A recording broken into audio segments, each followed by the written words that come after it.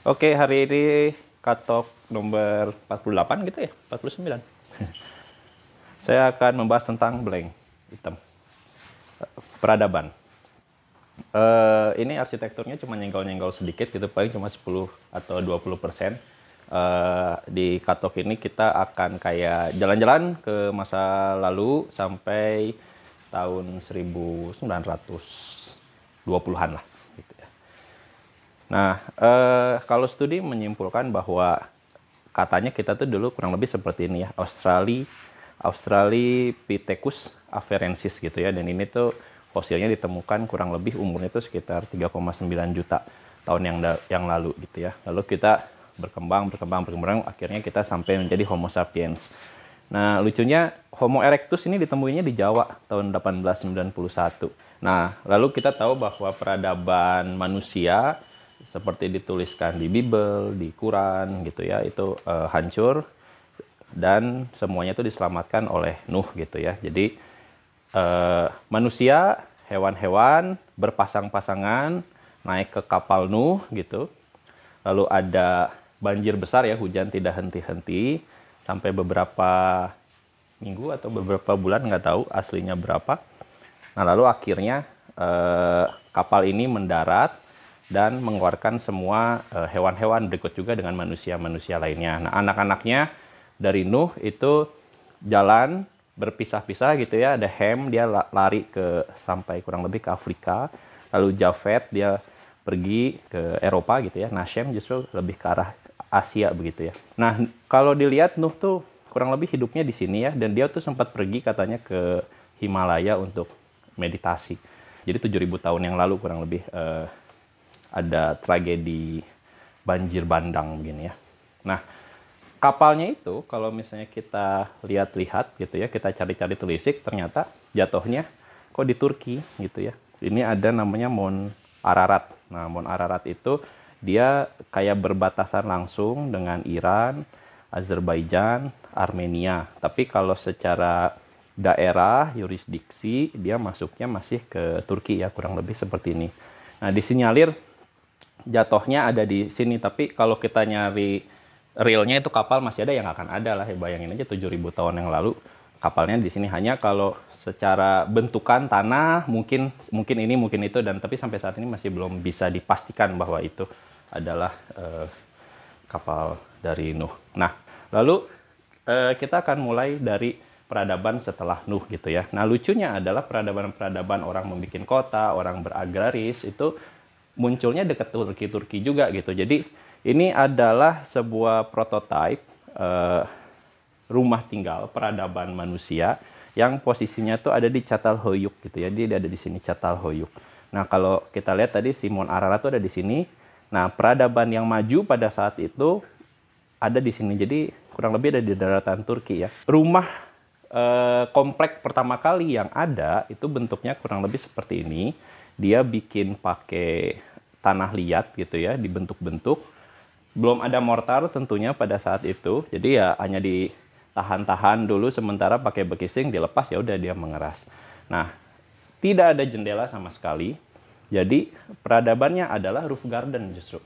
Jadi mereka akan naik ke atas ini, mereka berbincang-bincang atau mereka berhidup gitu ya. Dan kalau masuk ke dalam rumahnya, mereka akan masuk dari atas, dari atap gini.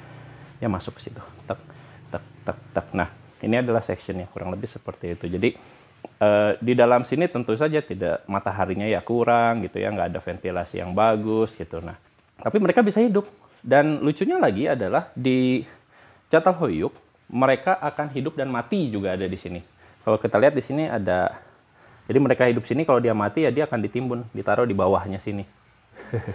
Makan dia di situ, hidup dia di sini. Ternyata juga ditemukan bahwa di Çatalhöyük itu orang-orang sudah mulai pintar beragraria. Jadi kehidupan manusia yang pada saat itu berburu sudah mulai bergeser menjadi bertani. Nah, di dekat-dekat sini itu ada tempat lagi namanya Göbekli Tepe. Mirip-mirip umurnya tuh sekitar 7.400 sampai 5.500 BC. Kehidupan yang ternyata itu adalah tempat pertama kali manusia itu berdoa.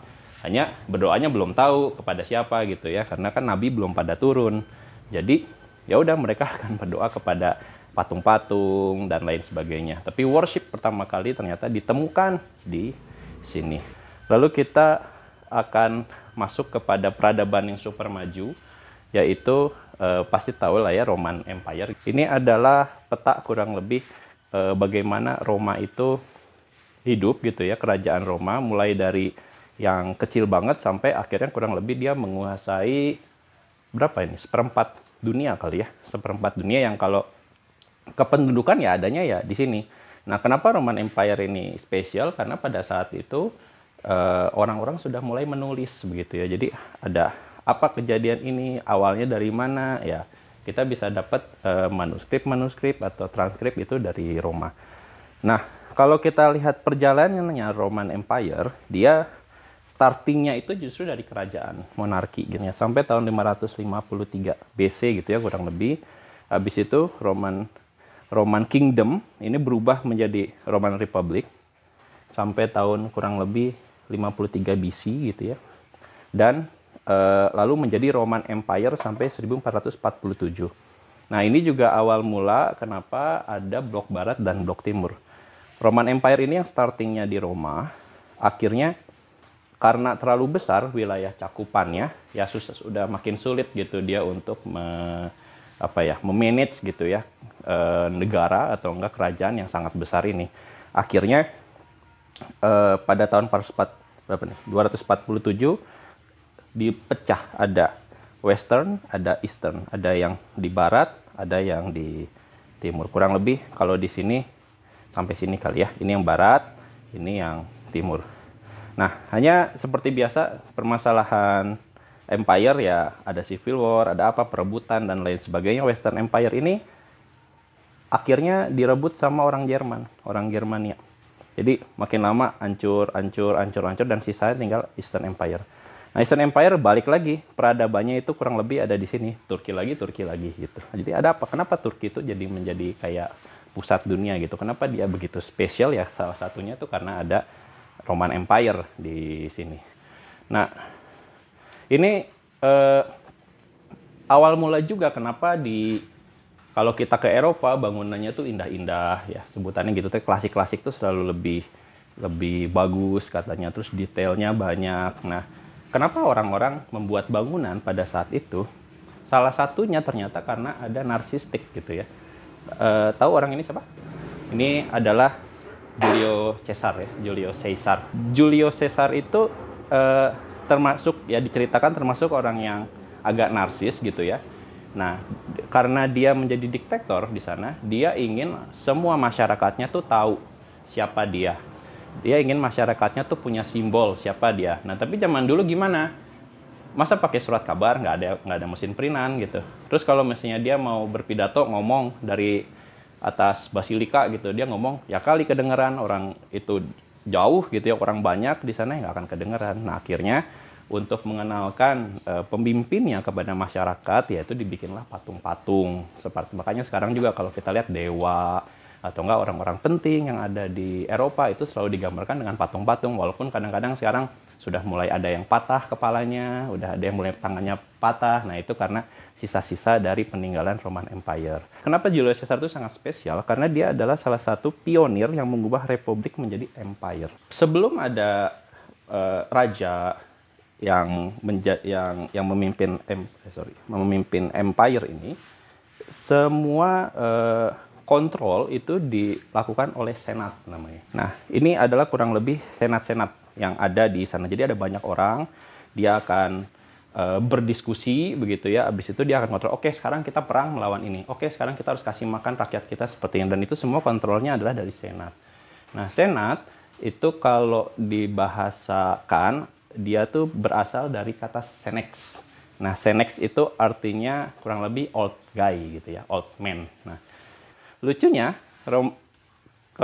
Julius Caesar itu sebenarnya dia starting dari bawah. Dia adalah prajurit tentara biasa gitu ya.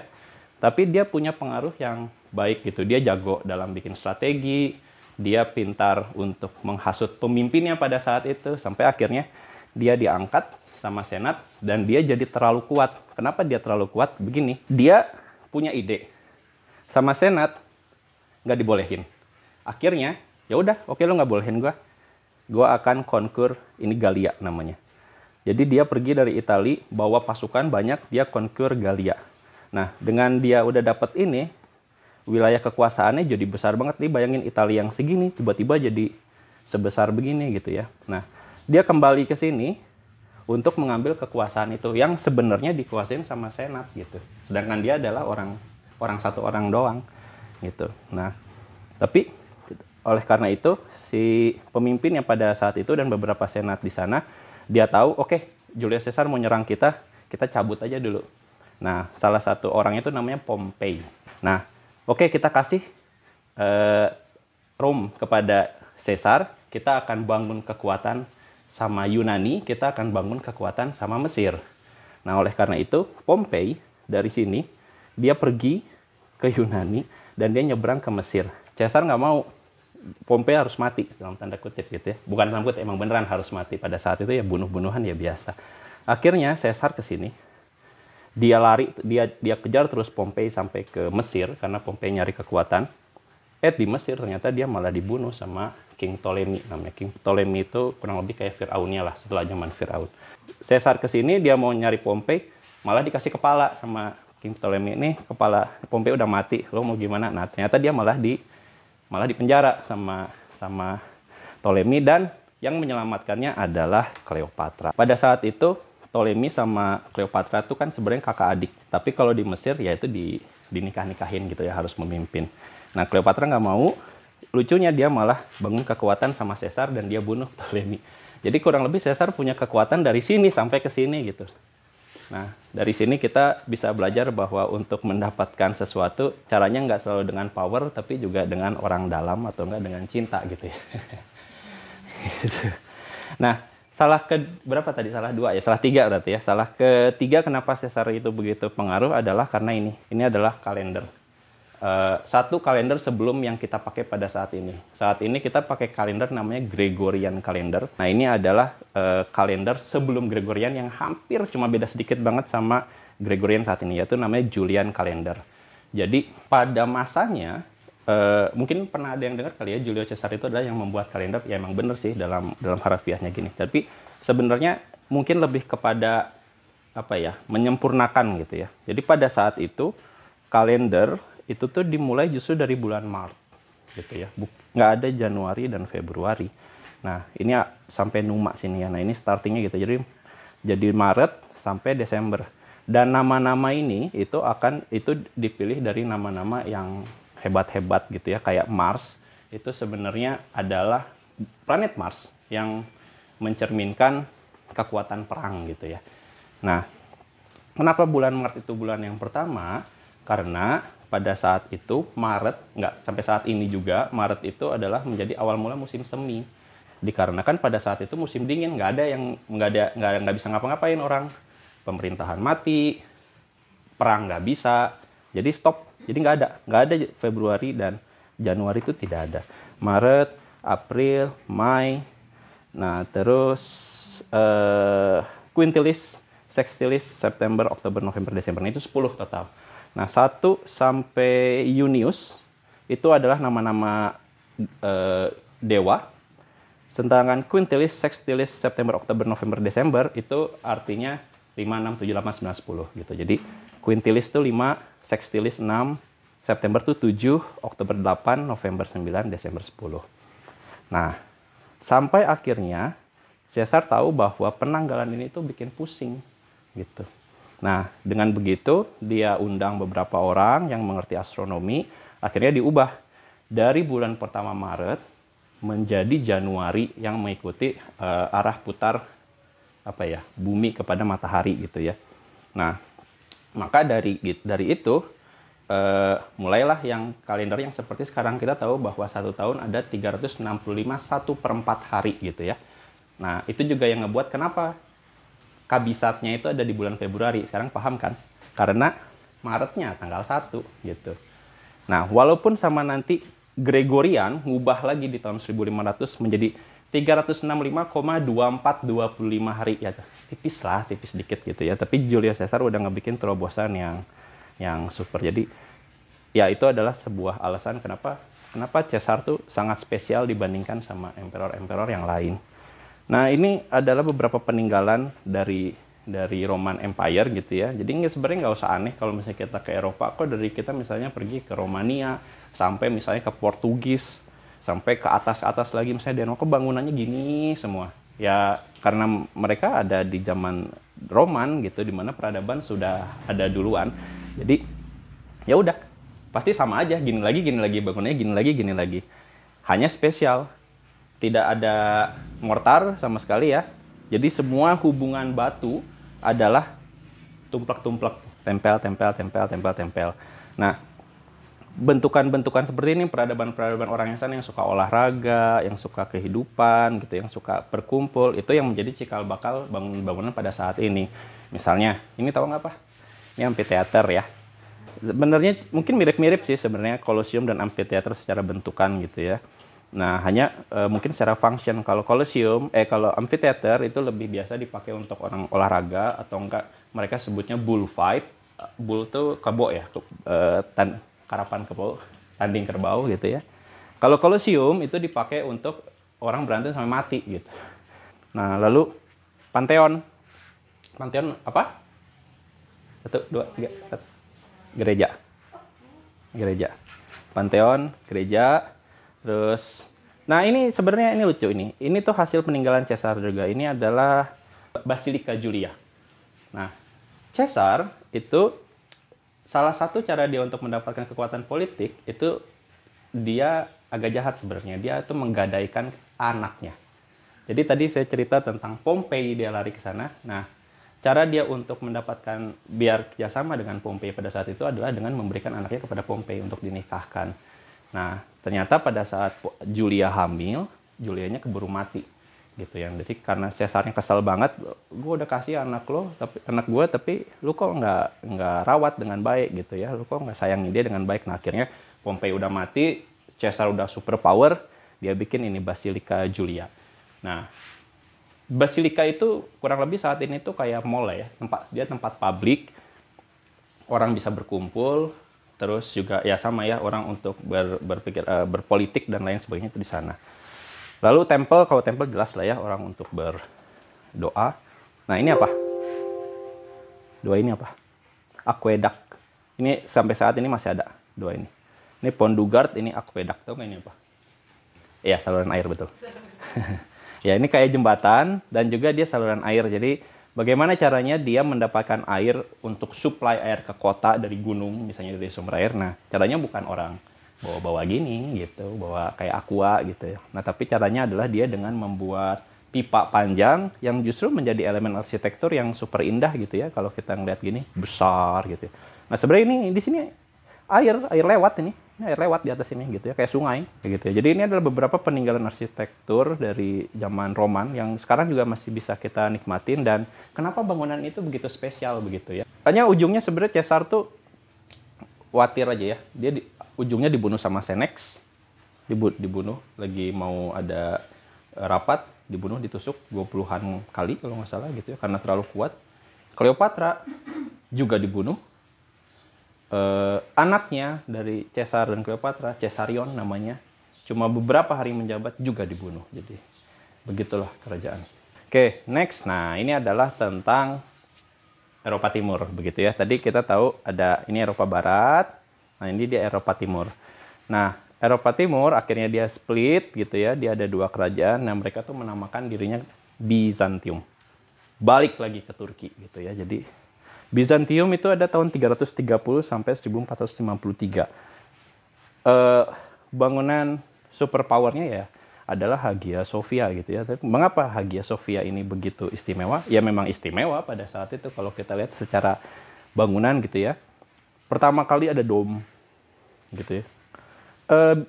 Hagia Sophia awalnya dia adalah sebuah gereja, berubah menjadi masjid, berubah menjadi museum, kembali berubah menjadi masjid saat ini. Oke, ini kurang lebih adalah Konstantinopel pada tahun ya, maybe 1000-an gitu ya, sekitar 1000-an. Kurang lebih seperti ini ya kotanya gitu ya. Nggak terlalu spesial ya tentu saja, tapi bagian yang mendekati teluk ini tuh sangat spesial sekali gitu ya. Konstantinopel itu dikenal dengan dia punya dinding yang nggak bisa dijebol. Dia mengakuinya seperti itu.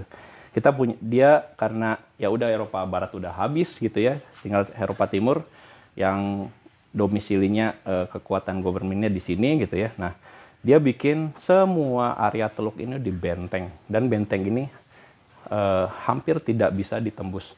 Beberapa kali dicoba diserang oleh Persia, diserang oleh Galia, nggak jebol-jebol si tembok ini, saking kuatnya gitu ya. Nah, tapi mengapa juga Konstantinopel ini menjadi kota yang spesial? Kenapa orang pengen banget gitu untuk ngerebut ini gitu? Padahal dia ya udah sih cuma seteluk gini. Nah, alasannya karena di sini adalah pusat perdagangan, adalah pusat dunia, pusat informasi, pusat ilmu gitu ya. Jadi siapapun yang bisa mendapatkan kota ini, begitu juga dengan Hagia Sophia sebagai ikonnya, maka dia secara tidak langsung sudah menggenggam dunia gitu. Nah, oleh karena itu banyak sekali yang mau menyerang di sini. Nah, ada satu daerah di depannya, ini namanya Galata. Nah, Galata itu adalah pusat dagangnya gitu ya. Nah, tapi pusat dagangnya dia tidak masuk ke sini, jadi terbuka. Nah, ini adalah Golden Horn dan ini adalah samudra gitu ya. Nah, kapal dagang dia akan masuk ke sini untuk trading gitu ya di sini, dan dia akan supply ke sini. Tapi Galata ini dia lucu, dia penjilat lah ya. Dia pokoknya sama siapapun yang mau kasih dia duit gitu, dia akan manut gitu. Lucunya adalah gitu. Saat semua peradabannya pindah ke arah timur, di sini ada Bizantium. Nah, pada saat itu juga sebelah kirinya itu sedang lagi dikuasai sama Persian Empire. Nah, Persian Empire, kerajaan Persia, pada saat itu lagi dikuasai sama dinasti Sasanid gitu ya, tahun 224. Dan ini adalah sama lah kalau saat ini kayak mungkin ya, Amerika Rusia gitu. Amerika Rusia yang posisinya rebut-rebutan begitu. Antara ini sama ini gitu ya. Nah, ini adalah kurang lebih peninggalan-peninggalan dari Persian Empire gitu ya. Nah, bedanya sama dengan Roma, kita ngelihat kalau ini dia justru lebih kayak seni ukir ya, seni ukir kepada bentuk-bentukan alam yang sudah ada. Jadi misalnya ini apa ya, bukit, lalu dia ukir. Nah, di dalam sini bisa ada kehidupan kayak gitu.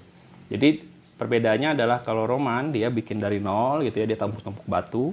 Nah, sedangkan yang ada dari Persia, dia ada gunung, dia ada tebing, diukir, dijadikan tempat tinggal gitu ya. Nah, ini hampir semua peninggalan-peninggalan yang sekarang masih ada, hubungannya kembali kepada penyembahan ya, penyembahan gitu ya. Jadi Persepolis, ini Tomb of Cyrus the Great, Palace of Ardeshir. Nah, jadi kalau kita lihat global, lucunya adalah di sini ada kerajaan besar banget. Di sini ada kerajaan besar banget. Ternyata di sini ada apa? Ya, betul, ini Jazirah Arab. Jadi kalau misalnya kita lihat-lihat kembali, mungkin ya, ini hanya mungkin. Kenapa pada kenabian itu pada diturunkan justru di area-area sini? Ya mungkin karena nggak mungkin kalau misalnya kenabian itu ditaruh di sini, ya keburu mati sama Empire kayak gitu ya. Nabi Isa dia kurang lebih lahir di Bethlehem dekat Yerusalem di sini gitu ya. Walaupun ini udah dikonquer sama Rom, tapi bukan pusatnya. Muhammad lahirnya dia di Mekah gitu, di sini untuk menyebarkan agama begitu. Nah, ini kita loncat dulu ke Jazirah Arab ya. Nah, jadi ini Jazirah Arab kurang lebih seperti gini ya. Jadi di kiri dia dikuasain sama Eastern Roman atau Bizantium. Di sebelah kanan dia dikuasain oleh Persian Empire gitu ya. Nah, Muhammad ada kurang lebih di sini. Karena timeline-nya itu ada di kurang lebih 224 sampai 651. Ini juga timeline-nya 330 sampai 1453. Artinya ada kenabian yang hidup pada zaman itu, yaitu Muhammad dari tahun 570 sampai 632. Dia ada di sini, diceritakan umur 40 tahun dia dapat ilham dari Gabriel di ini apa? Di Gua Hiro. Di Gua Hiro, di Gua Jepang. Ini di Gua Hiro ya. Tahun kurang lebih pada saat dia umur 40 tahun. Lalu apa kekuatan dari Arab ini? Jadi diceritakan ternyata bahwa Di Arabian Peninsula itu tidak ada bangunan-bangunan yang hebat, lalu juga kehidupan masyarakatnya juga sangat berbeda dengan Roman. Roman sangat terstruktur, Arabia sangat organik gitu. Tahun 632 kita tahu bahwa Muhammad itu tidak bisa baca, tidak bisa menulis begitu ya. Ternyata anugerahnya adalah merangkai kata. Nah, ini adalah Uthmanic Codex, dibikin tahun 644 sampai 650. Muhammad dapat wahyu umur dia 40, kurang lebih 570 dan 632. Dapat dari Gabriel, share ke teman-temannya. Abu Bakar adalah salah satu sahabat yang bisa menulis. Semua wahyu yang dia dapatkan dari Muhammad ditulis dan dia rangkum. Rangkumannya dikasihkan kepada Utsman dan sama Utsman dilakukan kanonisasi. Akhirnya setelah berapa nih? 6 tahun, 644 sampai 650 tahun tertulislah seperti ini. Ini disebutnya Uthmanic Codex dan disebar ke beberapa penjuru Jazirah Arab. Sekarang Al-Quran, ya betul. Disebar ke sini, ya sampai akhirnya nanti sampai ke Indonesia gitu ya. Hubungannya Muhammad sama sini pada saat itu Roman Emperornya adalah Herakleus tahun 575 sampai 641. Dan sempat juga Muhammad tuh sempat ngirim surat kepada Herakleus tentang Islam gitu ya. Hanya sayangnya pada saat itu karena karena kekuatan dari Bizantium ini semuanya keputusannya adalah dari Paus, tidak dibolehkan. Ini kita menuju kepada ujung-ujungnya dari kehancuran dari Bizantium. Ini adalah tembok yang tadi super kuat gitu ya, yang katanya nggak bisa dihancurin. Lalu ada orang gila namanya Mehmet juga, Muhammad maksudnya. Jadi Mehmet ini kayak Turkinisasi dari Muhammad gitu. Nah, si ini umurnya masih 21 tahun. Dia tetap aja pengen untuk menguasai Konstantinopel ya, karena satu, dia punya mandat dari orang tuanya pengen dapat Konstantinopel, gagal. Lalu juga dia juga karena seorang muslim, dia baca surat Rum, dia merasa bahwa saat menaklukkan Konstantinopel adalah dirinya. Nah, mulailah dia menginvasi ini. Sebelum dia menginvasi, dia ngasih surat dulu kepada rajanya pada saat itu, Konstantin, untuk lo serahkan Konstantinopel ke gue, kita damai.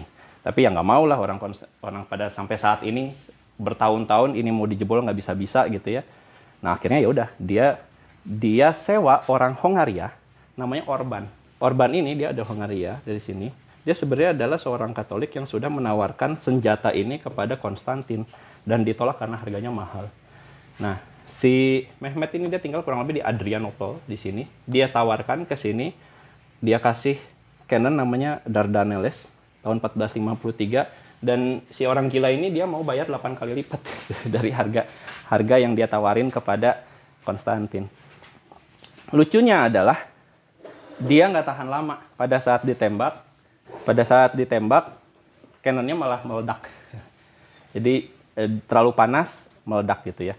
Nah, oleh karena itu, dia masih nggak kehabisan akal. Dia tembak semua di sini, semua pasukan dia ke sini gitu ya. Nggak bisa ada yang lewat karena kurang lebih konstruksinya seperti ini. Orang datang ke sini, di sini ada archer, dia tembak, sini orang mati. Kalau berhasil dia ngelewatin sungai, di sini adalah tempat bunuh-bunuhan. Dia akhirnya kerjasama dengan orang Galata. Ini ya, orang Galata. Balik lagi tadi, Galata adalah tipe-tipe orang yang penjilat gitu ya. Kalau Konstantinopel baik sama dia, ya dia kasih. Kalau si ini baik sama dia, lebih baik, ya dia kasih juga gitu. Nah, ini adalah chain, rantai, di mana pelaut-pelaut itu nggak bisa masuk ke Golden Horn. Nah, Mehmet tahu bahwa ini yang kuat banget ini tuh hanya ada di sini aja. Sedangkan di sini hanya ada satu lapis dinding. Nah, tapi bagaimana caranya dia masukin pelaut dari ke sini untuk bisa masuk ke Golden Horn? Nggak bisa karena ada chain kan, ada rantai. Nah, caranya adalah dia bantai itu pohon-pohon yang ada di sini, dia jadiin talenan, lalu dia angkat ini semua kapal dari sini ke sini.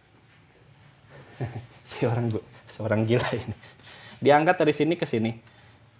Dia masuk dapat beberapa kapal di sini, dia tembakin nih. Akhirnya prajurit-prajurit yang di sini terbagi dua, terpecah. Dia harus nahan ini pun akhirnya jebol. Dan pada saat itu ya udah, tentaranya bisa berhasil masuk ke dalam